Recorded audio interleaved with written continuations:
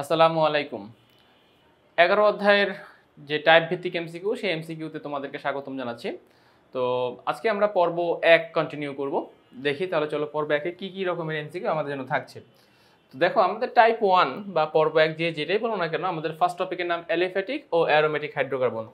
তো চলো আমরা একটু দেখে ফেলি ঝটপট যে এই অধ্যায় থেকে বোর্ডে কি প্রশ্ন এসেছিল এবং সেগুলো কিভাবে সমাধান করা যায়। আচ্ছা, আমাদের প্রথম কোশ্চেন, কোন যৌগটিতে 3টি দ্বিবন্ধন আছে? কোন যৌগটিতে 3টি দ্বিবন্ধন আছে? আচ্ছা, দ্বিবন্ধন যেহেতু বলছে, খেয়াল করো দ্বিবন্ধন মানে কি? ডাবল বন্ড, তাই না? তো এখানে এই যে বেনজিন, এই বেনজিনটা হবে অ্যান্সার। এখন আমি কিভাবে বুঝবো যে স্যার বেনজিনে 3টা দ্বিবন্ধন আছে? তুমি খেয়াল করো, বেনজিনে যদি আমরা স্ট্রাকচারটা আঁকি এরকম পাচ্ছি, তাই না? এই যে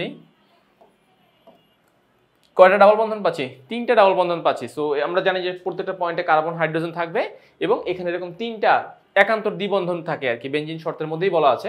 তাহলে এই জন্য কিন্তু বেনজিনটাকে আমরা অ্যান্সার হিসেবে নিচ্ছি।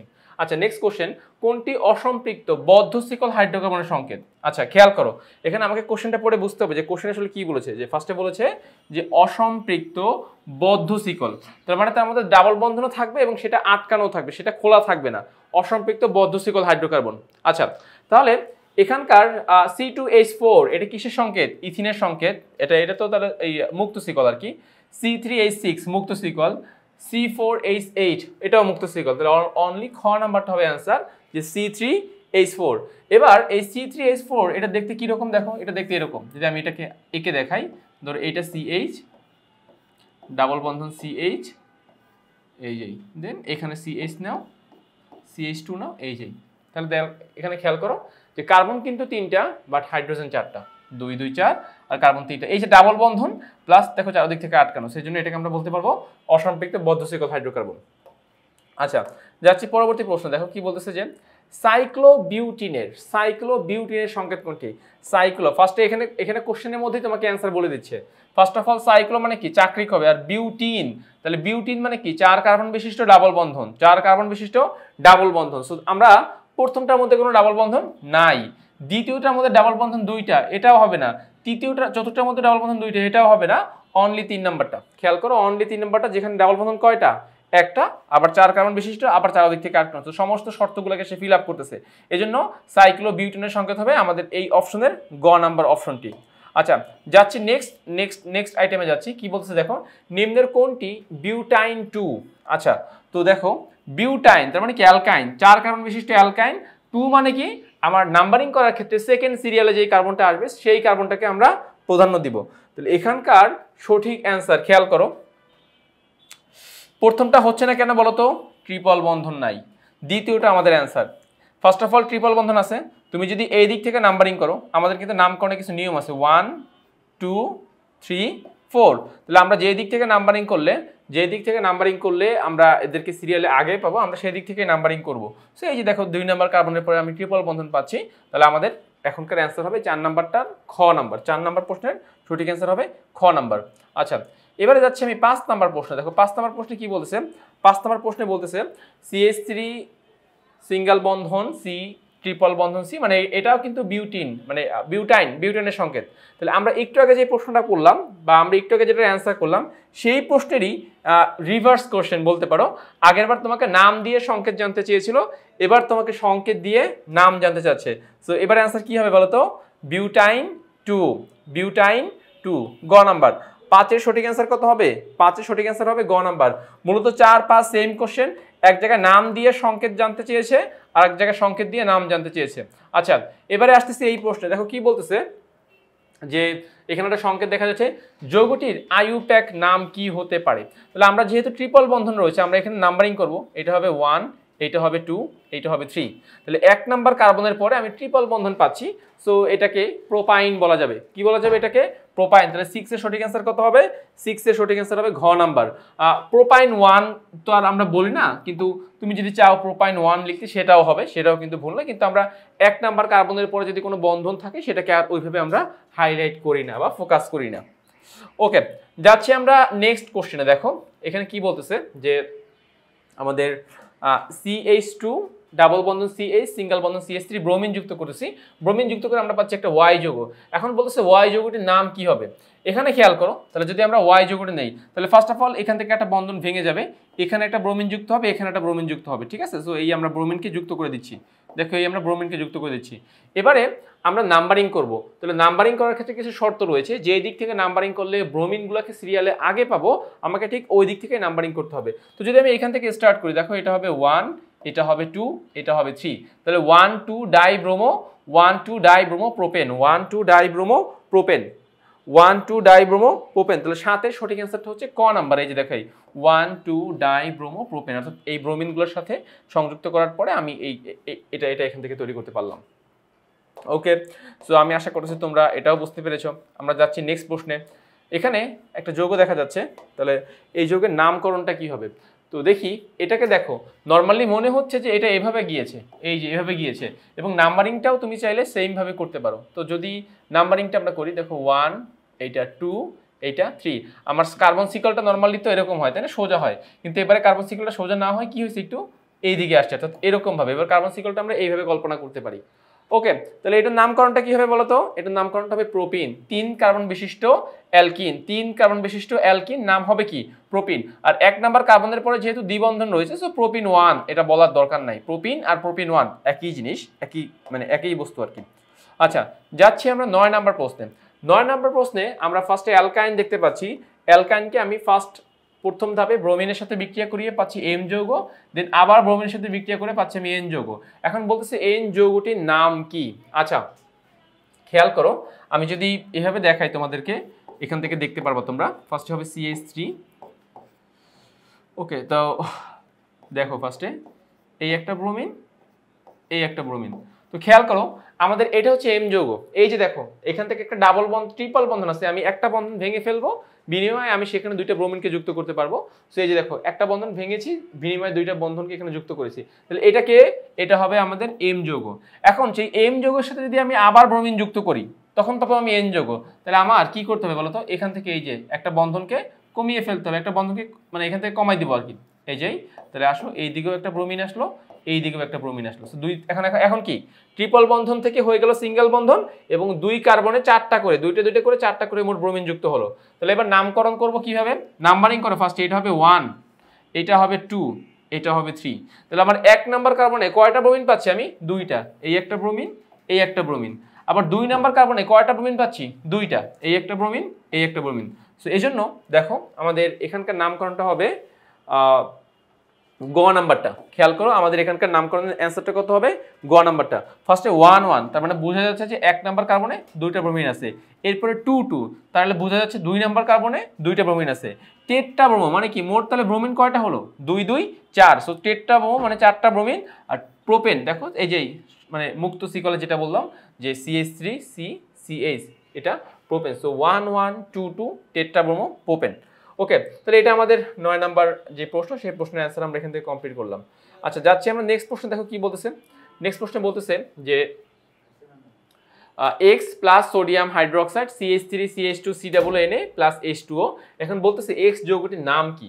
তো এখান থেকে ব্যাক ক্যালকুলেশন করি আমরা। ব্যাক ক্যালকুলেশন যদি করি, খেয়াল করো তো কি আছে এখানে। দেখো, এখান থেকে সোডিয়াম পাচ্ছি, তাহলে এই সোডিয়াম চলে গেল, আর OH পাচ্ছি, তাহলে OH তো এখান থেকে পাচ্ছি, তাহলে এখানে আছে একটা হাইড্রোজেন অবশিষ্ট। তাহলে এবার লিস্ট করো, এই যে এরা সবাই থাকবে তাই না? কি হবে দেখো, CH3, তারপর কি হবে CH2, তারপরে কি হবে COO, CH3 CH2 COO, এই যে হাইড্রোজেন যেটা অবশিষ্ট আছে সেই হাইড্রোজেনকে আমরা এইভাবে নিলাম। তাহলে CH3 CH2 COOS কি অ্যাসিড?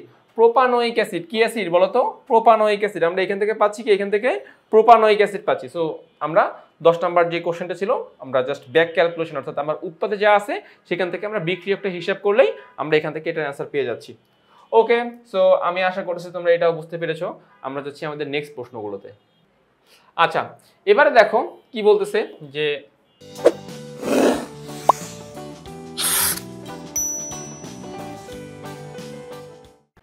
আচ্ছা, আমরা এর পরবর্তী প্রশ্নে যাব। তো এখানে বলতেছে সম্পৃক্ত অ্যালিসাইক্লিক যৌগের সাধারণ সংকেত কোনটি? সম্পৃক্ত অ্যালিসাইক্লিক অর্থাৎ আমাদের এরকম যে সংকেতগুলো থাকে, এই যে এরকম CH2, তারপরে ধরো CH2, এটা হচ্ছে সাইক্লোপ্রোপেন। তাহলে এরকম যে সম্পৃক্ত যে যৌগগুলো থাকে তাদের সংকেত কি CnH2n।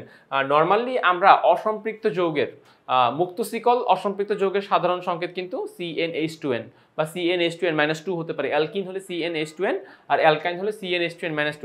বাট যদি সেটা অসম্পৃক্ত না হয়ে সম্পৃক্ত হয় এবং মুক্ত শিকল না হয় অ্যালিসাইক্লিক বা বদ্ধ শিকল হয়, তখন আমার সংকেতটা হবে CnH2n।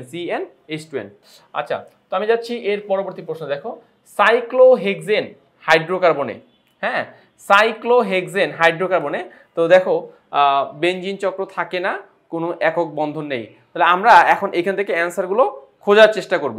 ওকে, তো সাইক্লোহেক্সেন কিরকম হবে দেখো, এরকম জাস্ট এই 1 2 তারপরে হবে 3, আবার এদিকে যাও 4, এদিকে যাও 5, আর এই যে 6। তাহলে এখানে 6 কার্বন বিশিষ্ট, এটাকে বলতেছি আমরা সাইক্লোহেক্সেন। এখন এখানে কি বলতেছে, 12টি হাইড্রোজেন পরমাণু আছে। দেখি তো, 2 4 6 8 10 12, প্রথমটাকে রাইট। বেনজিন চক্র থাকে না। আচ্ছা, তো দেখো বেনজিন চক্র থাকে না এটাও সত্য। এখানে আপাত দৃষ্টিতে মনে হচ্ছে যে এটা বেনজিনের মতোই, কিন্তু বেনজিন চক্রতে কিছু শর্ত আছে, সঞ্চালনশীল ইলেকট্রন, একান্তর পাই বন্ধন। সো এই শর্তগুলো তো সে ফিল আপ করছে না, এখানে কোনো দ্বিবন্ধন নাই। সো বেনজিন চক্র এখানে নেই, এইটাই আমরা ধরে নিচ্ছি। আর 3 নম্বর, কোনো একক বন্ধন নেই, এটা মিথ্যা। দেখো এখানে অনেকগুলো একক বন্ধন আছে, এই একটা। সো এই সবগুলোই কিন্তু একক বন্ধন। সো একক বন্ধন এখানে আছে, নেই বললে চলবে না, এখানে একক বন্ধন আছে। তাহলে আমাদের সঠিক অ্যান্সারটা হবে ক নাম্বার 1 ও 2। সঠিক অ্যান্সারটি হবে ক নাম্বার 1 ও 2। আচ্ছা, এরপরে দেখো কি বলছে, কোনটি অ্যারোমেটিক হাইড্রোকার্বন, কোনটি অ্যারোমেটিক হাইড্রোকার্বন। তো এটার খুব পপুলার অ্যান্সার বেনজিন, প্রায়ই আসে। তো এখান থেকে আমরা অ্যান্সার পেয়ে যাচ্ছি বেনজিন। আচ্ছা, নেক্সট প্রশ্ন দেখো কি বলছে, নিচের কোনটি অ্যারোমেটিক যৌগ, নিচের কোনটি অ্যারোমেটিক যৌগ। এখান থেকে আমরা অ্যান্সার চুজ করতেছি গ নাম্বার। এটা কিন্তু ন্যাপথালিনের সংকেত, গ নাম্বার C10H8, এইটা ন্যাপথালিনের সংকেত। ন্যাপথালিন অ্যারোমেটিক হাইড্রোকার্বনের যত শর্ত রয়েছে সমস্ত শর্তগুলো সে ফিল আপ করে, তাই আমরা ন্যাপথালিনকে অ্যারোমেটিক হাইড্রোকার্বন বলতে পারবো। আচ্ছা, এবারে যাচ্ছে নেক্সট, তার পরবর্তী প্রশ্নে বলতেছে কি, দেখো যে ন্যাপথালিনের অণুতে কতটি দ্বিবন্ধন বিদ্যমান। ওকে, তো তোমাকে তাহলে ন্যাপথালিনের ডায়াগ্রামটা এঁকে দেখাতে হবে। এই যে দেখো এরকম। তো কয়টা দ্বিবন্ধন পাচ্ছি, 5টা। কয়টা ডাবল বন্ধন পাওয়া যাচ্ছে, কয়টা ডাবল বন্ধন পাওয়া যাচ্ছে, 5টা। সো এই জন্য আমাদের 5 ঘ নাম্বার হবে এখানকার সঠিক অ্যান্সার, ঘ নাম্বার হবে এখানকার সঠিক অ্যান্সার। ন্যাপথালিন অণুতে 5টি দ্বিবন্ধন বিদ্যমান। আচ্ছা, এর পরবর্তী প্রশ্ন আমি যাচ্ছি। দেখো কি বলতেছে, যে ন্যাপথালিনের অণুতে কয়টি দুর্বল বন্ধন রয়েছে, দুর্বল বন্ধন। এটারও অ্যান্সার 5। কেন বলো তো, দ্বিবন্ধন মানে কি, দুইটা বন্ধন মানে একটা সিগমা আর একটা কি পাই। যে কোনো জায়গায় ডাবল বন্ধন মানে কি, একটা সিগমা বন্ধন আর একটা পাই বন্ধন। তো এখান থেকে আমরা বলতে পারি যে ন্যাপথালিনের অণুতে দুর্বল বন্ধন সংখ্যা কতটি, দুর্বল বন্ধনের সংখ্যা 5টি। আচ্ছা, যাচ্ছি আমরা এর পরবর্তী প্রশ্ন। দেখো, ওকে, 17 নম্বর কোশ্চেন। দেখো, বি এর আণবিক ভর কত। এখন বি কে তোমরা কিন্তু অলরেডি বি কে চিনো, আমি অলরেডি তোমাদেরকে বি কে চিনিয়েছি। বি হচ্ছে ন্যাপথালিন, এই ন্যাপথালিনের সংকেত কি C10H8। আচ্ছা, তাহলে এখন ভর কত হতে পারে, 10টা। সো 12 × 10 প্লাস 1 × 8, মানে 10টা কার্বন। তাহলে 12 × 10 120, আর 1 × 8 128। তাহলে এখানে গ নাম্বারের সঠিক অ্যান্সার কত হবে, এই যে 17 এর সঠিক অ্যান্সার কত হবে 128। 17 এর সঠিক অ্যান্সার হবে 128। আচ্ছা, এবারে দেখো এর পরবর্তী প্রশ্ন, দৃশ্যকল্প থেকে বলা যায় এতে হাইড্রোজেন পরমাণুর সংখ্যা 12টি। আচ্ছা, এতে হাইড্রোজেন পরমাণুর সংখ্যা 12টি।